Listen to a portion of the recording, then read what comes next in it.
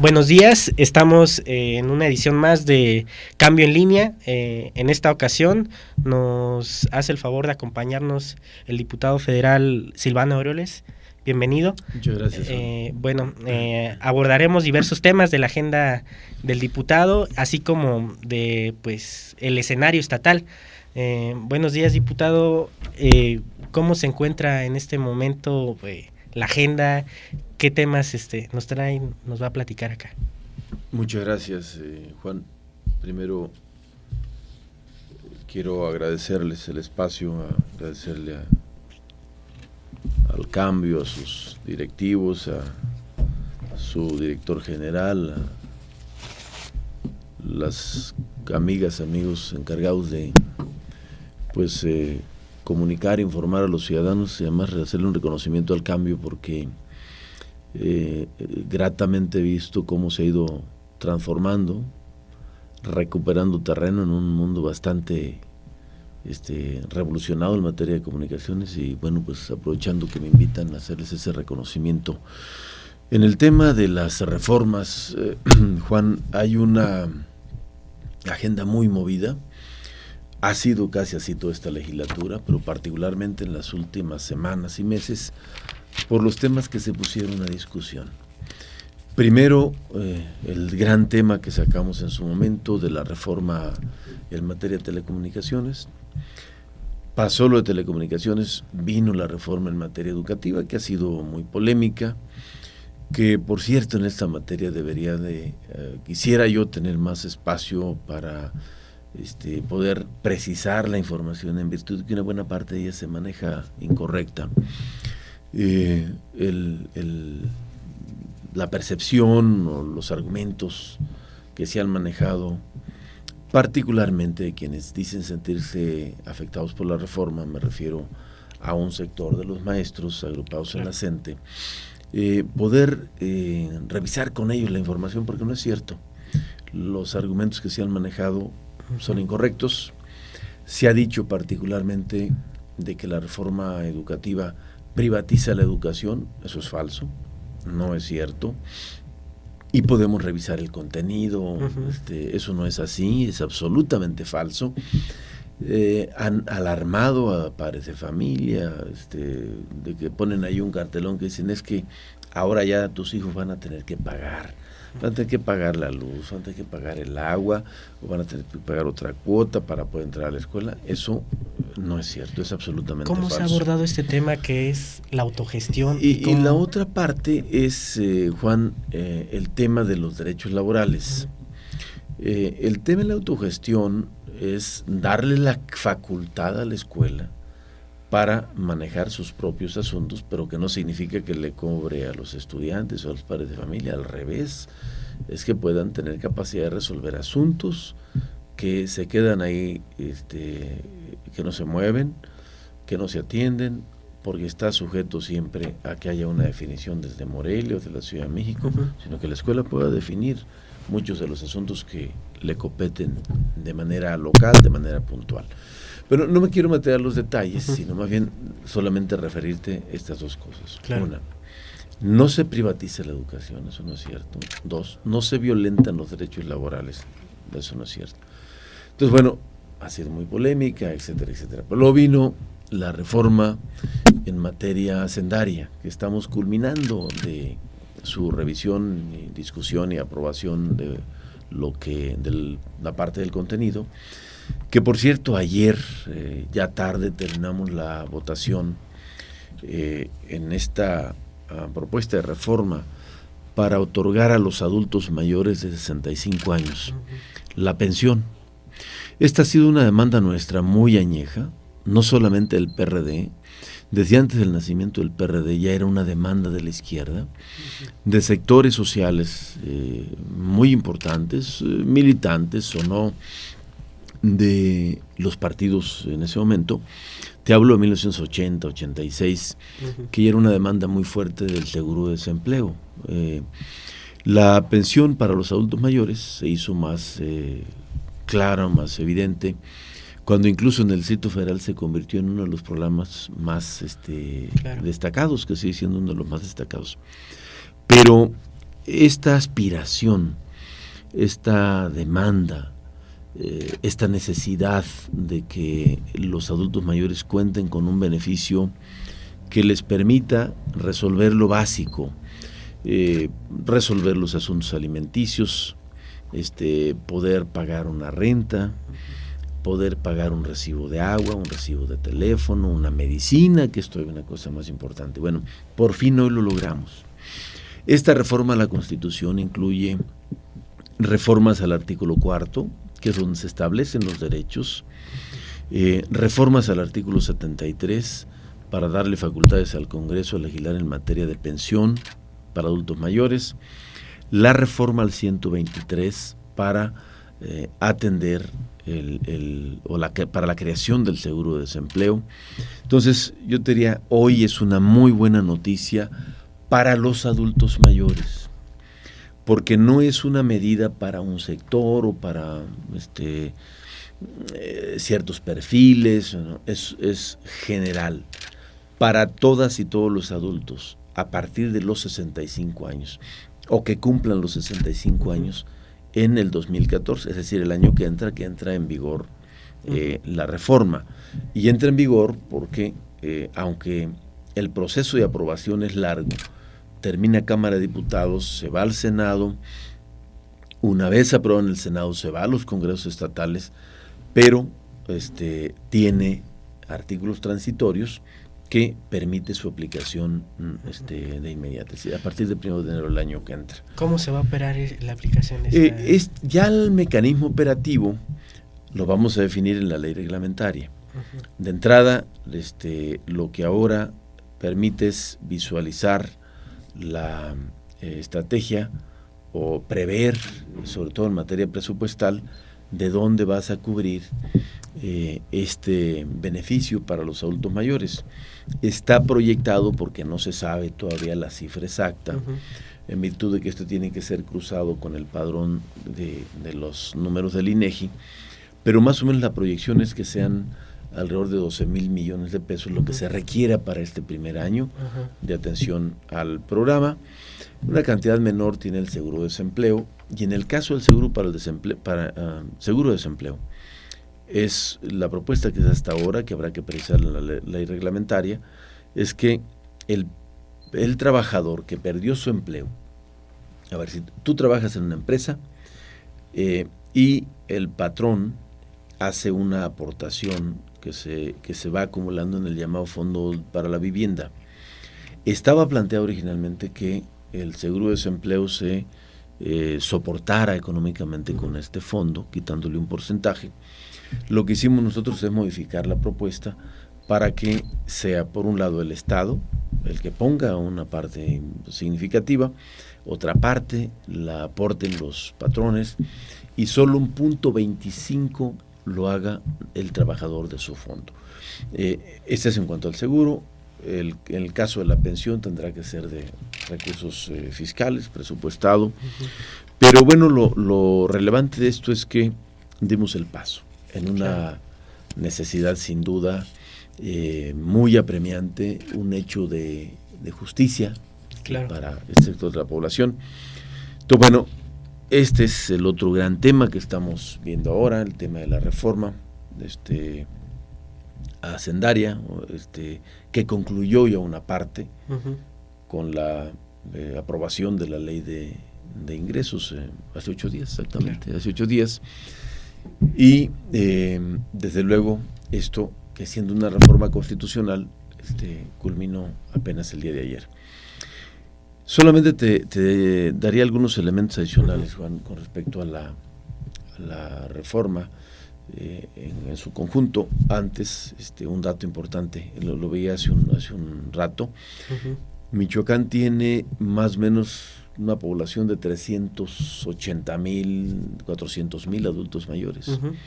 Significa que una vez en operación el programa tendría un amplio beneficio para Michoacán.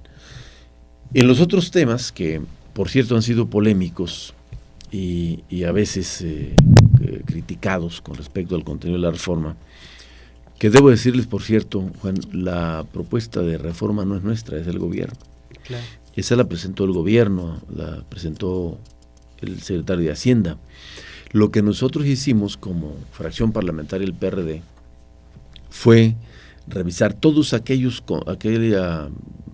temas, contenidos que consideramos que era posible modificar porque podrían tener consecuencias en los ingresos, en el bienestar de las familias, de los mexicanos. Y te hablo particularmente de eliminar los impuestos a las colegiaturas. Se quitó de la propuesta gravar las colegiaturas, se quitó de la propuesta gravar las rentas para casa habitación, las hipotecas, la compraventa de inmuebles, y ya antes habíamos dado la batalla para evitar que la propuesta trajera esta tentación añeja ya que prevaleció durante todos los gobiernos del PAN, de poder gravar con IVA las medicinas y los alimentos. Esto de entrada ya no viene en la propuesta, fue una demanda nuestra desde antes de que se enviara la propuesta a la Cámara, y cosas que yo destacaría porque son logros nuestros también, es haber eliminado la consolidación fiscal.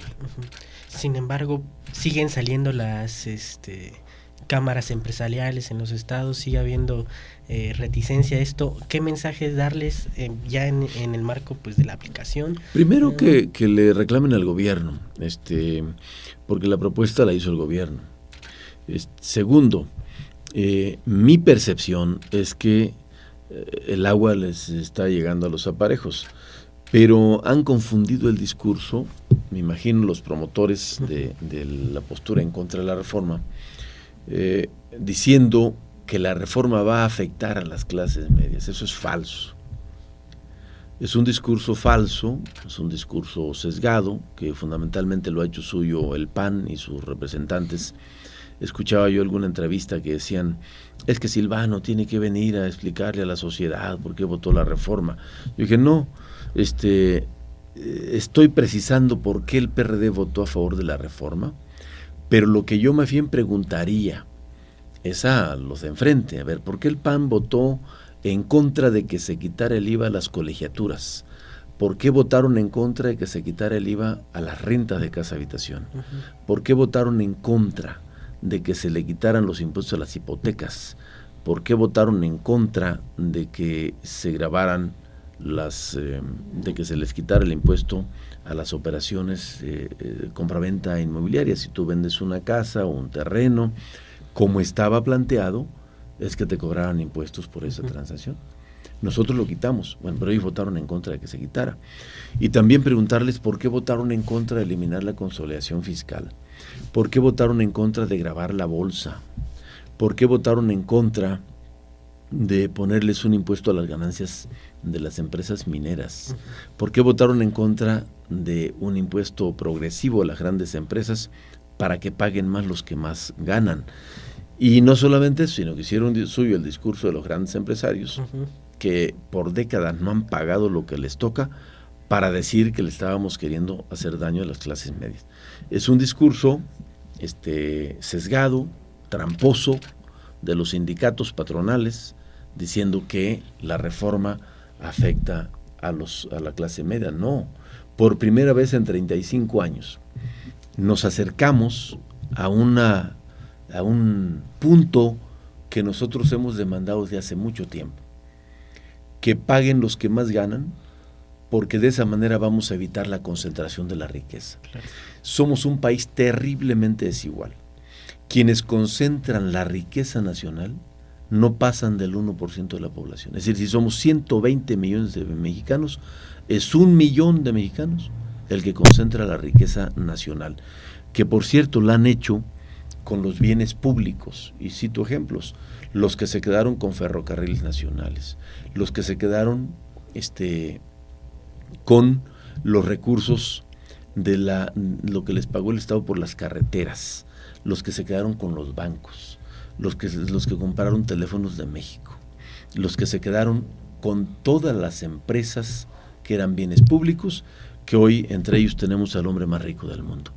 Pero tenemos 60 millones de mexicanos en la pobreza, 30 millones. Vi el dato hace menos de 15 días, del Coneval y del INEGI. Hay 27.3 millones de mexicanos por abajo de la línea de la pobreza. ¿Qué significa esto?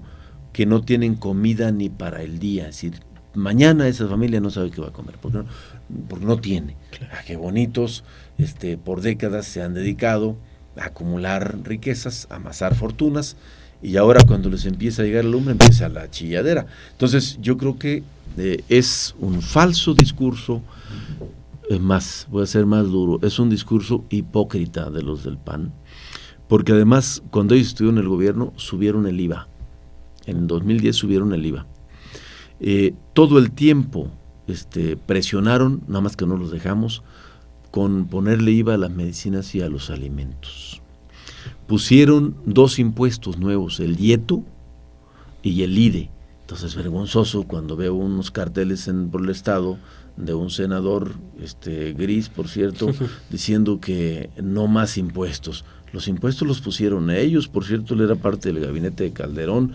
Ya no hablo de los 100,000 muertos que dejaron y de lo endeudado que dejaron el gobierno federal, pero es otra cosa, que en su momento se los diré. Pero el asunto de la reforma, están primero haciendo suyo el discurso de los sindicatos patronales, Consejo Mexicano de Hombres de Negocio, Coparmex, Consejo Coordinador Empresarial, que es el sindicato del PAN, que es la mera careta del PAN, son los que ellos siempre han defendido.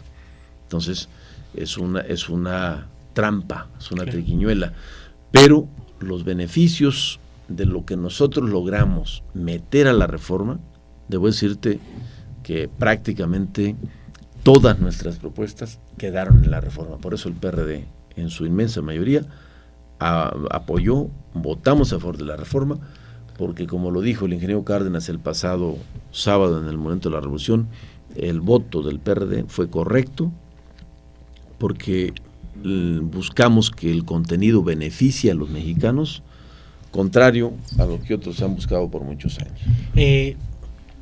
Hay toda una serie de reformas, de iniciativas en las que ha participado el PRD. ¿Cuál sería su balance como legislador de todas estas reformas, con todos los pros y contras, o con lo que se dice desde una u otra trinchera, ¿no? Partidaria? ¿Cuál es el balance de usted como legislador? Yo te diría que, siendo muy objetivo, tampoco he hecho campanas al vuelo ni pinto todo de color de rosa. Ha sido un proceso complejo, pero el balance es positivo. Las reformas que han transitado en los últimos meses, reformas de gran calado. Yo diría, la reforma en materia de telecomunicaciones, nadie se imaginaba que hoy íbamos a poder reformar la Constitución para poder cerrarle el paso a los monopolios. Y lo hicimos. Eso tiene una relevancia mayor, porque eso se va a reflejar muy pronto, en algunos años, evidentemente no es de un día para otro, en el beneficio que tendrá para la nación. Basta ya de que unos cuantos usen los bienes públicos para sus intereses particulares. La reforma educativa, sinceramente el tema de la reforma educativa, yo creo que ha habido una mala interpretación y una mala información. Las baterías iban dirigidas a otra parte, justamente a acabar con el cacicazgo sindical, el charrismo, el manipuleo, el escalafón por favores, el acoso laboral a las maestras y los maestros que cumplen con sus tareas. Pero resulta que quienes se apropiaron o quienes salieron a la defensa de causas perdidas, pues fueron los que en teoría demandaban eso. No sé si me explico. Sí, claro. Si nosotros queríamos que dejara de ser este monstruo del CENTE y este cacicazgo terrible que han tenido juntos los 4 dirigentes sindicales, incluida la última que está detenida, casi 100 años han controlado la educación pública. Contra eso nacieron los democráticos o la CENTE, luchando contra eso. Nada más que ahora ya defienden lo mismo que ellos criticaban. Entonces, bueno, la reforma se hizo para eso, buscando que estas cosas cambiaran. Se malentendió, pero la reforma en materia educativa, en unos años, yo estoy seguro, dará beneficios. Entonces creo que es una reforma que sin que también diga yo que es la última solución o que ya se resolvió todo, porque hay asuntos estructurales que hay que resolver ahí, pero que valió la pena. Y la última, en el caso de la Hacendaria, yo digo que nosotros ganamos. Ganó el PRD, ganó la izquierda. Yo no soy de los que creen que siempre hay que perder, y tampoco soy de los que creen que aun cuando ganas hay que sentirte mal. Yo soy de los que creen que cuando ganas hay que decirlo y hay que celebrarlo. Y esta vez el PRD ganó. Ganamos, y es una reforma que si bien no resuelve, como nada es absoluto en esta vida, sí es un paso importante, y eso lo ganamos nosotros. El paso que se dio en materia hacendaria, en materia de reformas legales para el asunto tributario y distribución de la riqueza, lo ganamos nosotros. Y vienen otras que yo creo que también vamos a ganar, que es el asunto de la reforma política, que está en marcha. Viene también, o está ya en marcha, la discusión de la reforma energética, y esa también la vamos a ganar, porque vamos a evitar que se reforme la Constitución y se entregue la riqueza petrolera a particulares.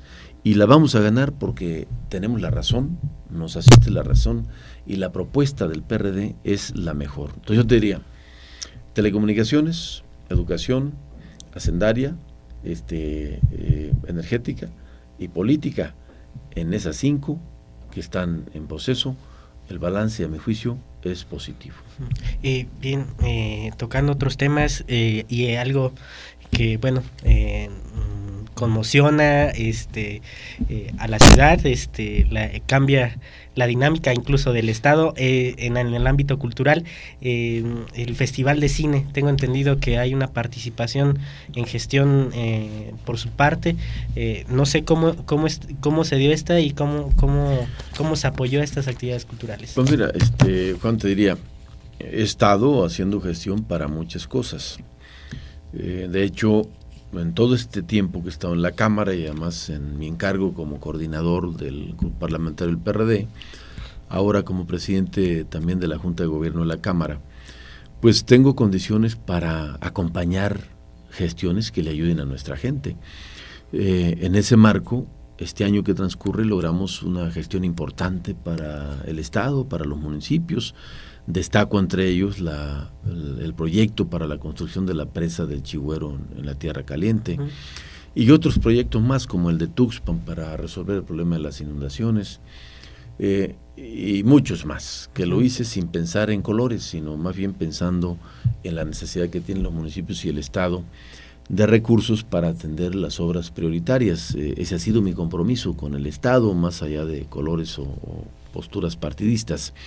Y en el caso cultural, yo soy un defensor de la cultura en sus distintas expresiones, y creo que un evento tan importante como el Festival Internacional de Cine de Morelia, que se ha internacionalizado efectivamente y ha cobrado mucho prestigio y presencia y reconocimiento, vale la pena apoyarlo.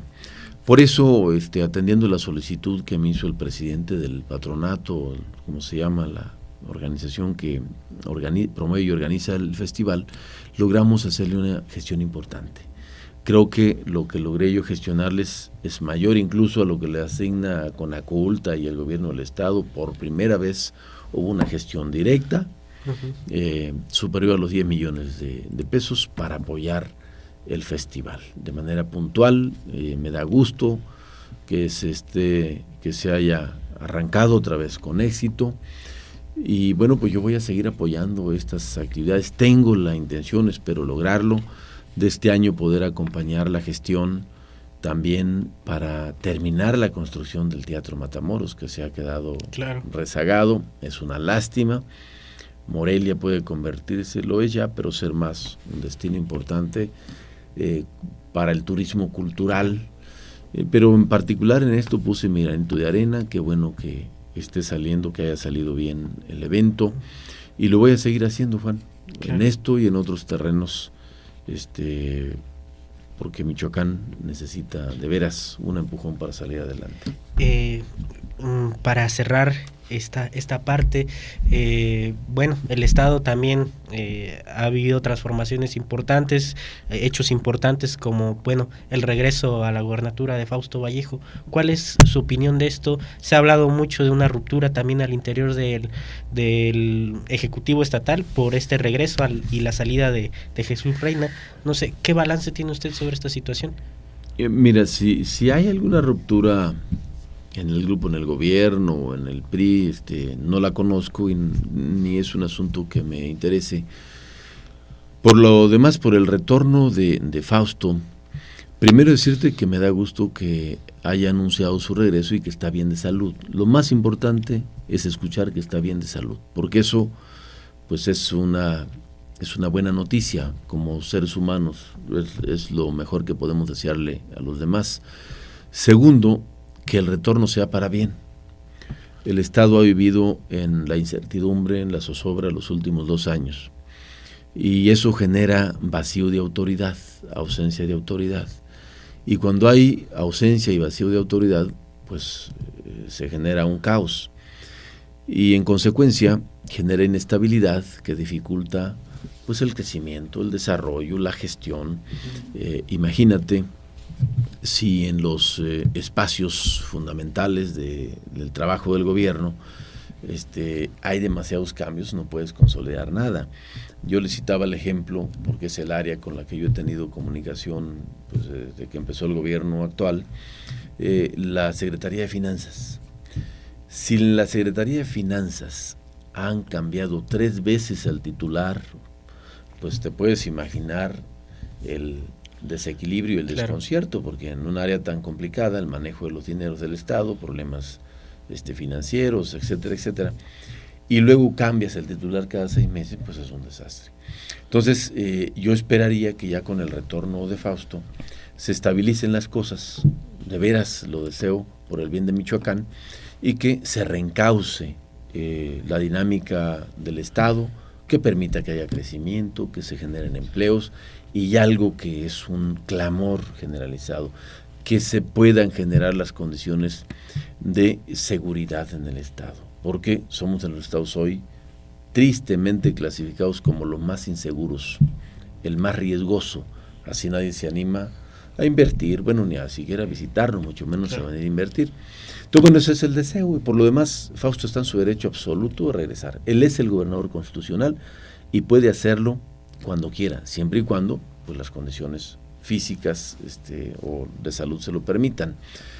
Y por lo demás, más allá de eso, Juan, yo voy a seguir haciendo lo que me toca para seguir ayudando al Estado. Mi compromiso, por encima de quién gobierne, qué partido gobierne o quién esté al frente de la administración estatal, de la titularidad del Ejecutivo Estatal, yo voy a seguir trabajando para ayudarle al Estado. Mi compromiso es con Michoacán y los michoacanos, y eso no cambia independientemente de quién gobierne. Y pues ojalá que el retorno sea para bien. Okay. Bueno, le agradecemos mucho, diputado, que haya estado con nosotros en este espacio de Cambio en Línea. Bueno, a nuestro público los invitamos a visitar www.cambiodemichoacan.com.mx para ver la entrevista completa, y bueno, le agradecemos de nueva cuenta, diputado, que haya estado acá.